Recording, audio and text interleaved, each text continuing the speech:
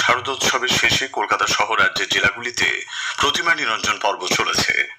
কলকাতার দইঘাট, বাবুঘাট, আহিরিটোলা ঘাট, কুমোরটুলি এবং বাজে কদমতলা ঘাটে গতকাল পারিবারিক পুজোর প্রতিমা নিরঞ্জন হয়েছে।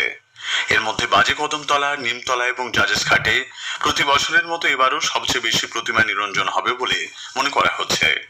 প্রতিটি ঘাটে রয়েছে ক্রেন, অস্থায়ী আলোকসজ্জা, লাইফ বোট, ডুবুরি দল এবং বর্জ্য অপসারণের ব্যবস্থা। কলকাতা পুরসভা ও পুলিশের পক্ষ থেকে বিসর্জন উপলক্ষে জোরদার বন্দোবস্ত করা হয়েছে। কলকাতার 25টি ঘাটকে চিহ্নিত করে কড়া নিরাপত্তার ব্যবস্থা করেছে লালবাজার। একটি প্রতিবেদন।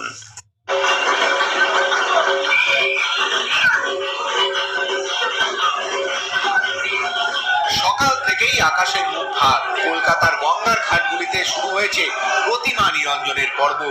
নিরঞ্জন পর্ব মসৃণ রাখতে কঠোর পুলিশি বন্দোবস্ত রয়েছে। শহরের 238টি গুরুত্বপূর্ণ মোড়ে পুলিশ পিকেট মোতায়েন করা হয়েছে। ঘাটগুলিতে পুলিশের উচ্চপদস্থ কর্তারা দাঁড়িয়ে থেকে নিরঞ্জন পর্ব তদারক করছেন। প্রতিটি ঘাটে আলো, অ্যাম্বুলেন্স ও জরুরি পরিষেবার ব্যবস্থা রাখা হয়েছে। রয়েছে ক্রেন, ওয়াচ টাওয়ার ও স্পিড বোট। গঙ্গা দূষণ রোধে পুরসভা ও পরিবেশ দপ্তরের যৌথ উদ্যোগে ঘাটে নেওয়া হয়েছে একাধিক ব্যবস্থা। নমামি গঙ্গে প্রকল্পের অধীনে প্রতিটি ঘাটে বাঁশের অস্থায়ী খাঁচা বসানো হয়েছে, যাতে প্রতিমার কাঠামো ও উপাচারে ব্যবহৃত ফুল, বেলপাতা, ধূপ, প্রসাদ ইত্যাদি আলাদা করে সংগ্রহ করা যায়। একাধিক ডাস্টবিনও বসানো হয়েছে। অভিরূপ ভট্টাচার্য, আকাশবাণী সংবাদ, কলকাতা। আগামী রবিবার 5 তারিখ কলকাতার রেড রোডে পুজো কার্নিভাল অনুষ্ঠিত হবে। বিশ্ব বাংলার শারদ সম্মান পাওয়া পুজোগুলোর বেশিরভাগই এবারের কার্নিভালে যোগ দেবেন বলে জানা গেছে। মুখ্যমন্ত্রী মমতা ব্যানার্জি সহ মন্ত্রিসভার গুরুত্বপূর্ণ সদস্যরা কার্নিভালে উপস্থিত থাকবেন। জেলাগুলিতেও পুজো কার্নিভাল হবে আগামীকাল 4 অক্টোবর। শারদীয় উৎসবের দিনগুলিতে কলকাতায় আইন ভঙ্গের বিভিন্ন কারণে শতাধিক গ্রেপ্তার করেছে পুলিশ।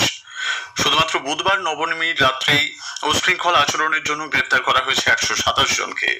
ট্রাফিক আইন লঙ্ঘনের অভিযোগে পাকড়াও হয়েছে 353 জন। হেলমেট ছাড়া বাইক চালানোর জন্য 1089 জনের বিরুদ্ধে ব্যবস্থা নিয়েছে পুলিশ। মদ্যপান করে বাইক ও গাড়ি চালাতে গিয়ে ধরা পড়েছেন 167 জন। সব মিলিয়ে চতুর্থী থেকে নবমী পর্যন্ত ব্যবস্থা নেওয়া হয়েছে 8277 জনের বিরুদ্ধে। তৃণমূল কংগ্রেস বাংলার সংস্কৃতির বিরোধী বলে কেন্দ্রীয় প্রতিমন্ত্রী সুকান্ত মজুমদার অভিযোগ করেছেন। গতকাল বালুরঘাটে একটি পুজো মণ্ডপের মঞ্চের সামনে তৃণমূল কংগ্রেসের তরফে পাল্টা মঞ্চ বেঁধে গান এবং রাজনৈতিক স্লোগান চালানো হচ্ছিল বলে সুকান্ত বাবুর অভিযোগ। আমাদের জায়গাটা দখল করেছে আর পুরো শোভাযাত্রাটাকে বাংলার ঐতিহ্যকে নষ্ট করার জন্য পলিটিক্যাল স্লোগান, পলিটিক্যাল গান এগুলোকে ব্যবহার করেছে। বোঝাই যাচ্ছে এরা বাংলা সংস্কৃতি জানে না, বাঙালি সংস্কৃতি জানে না।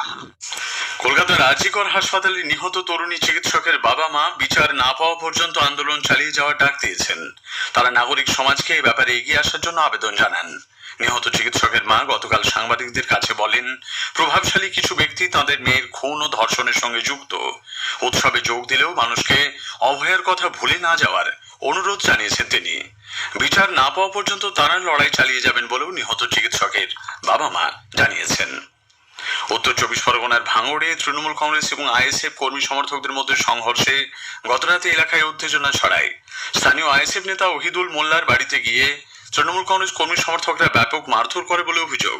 তাকে হাসপাতালে ভর্তি করা হয়। এরপরই তৃণমূল কর্মীদের পাল্টা মারধর করা হয় বলে অভিযোগ উঠেছে। দুপক্ষের সংঘর্ষে বেশ কয়েকজন আহত হয়েছেন। ঘটনাস্থলে যান ক্যানিং পূর্বে তৃণমূল কংগ্রেস বিধায়ক শওকত মোল্লা। তিনি আইএসএফ এর বিরুদ্ধে এলাকায় সন্ত্রাস ছড়ানোর অভিযোগ তুলেছেন। নিম্নচাপের প্রভাবে কলকাতা সহ দক্ষিণবঙ্গের বিভিন্ন জেলায় বৃষ্টির পূর্বাভাস দিয়েছে আবহাওয়া দপ্তর।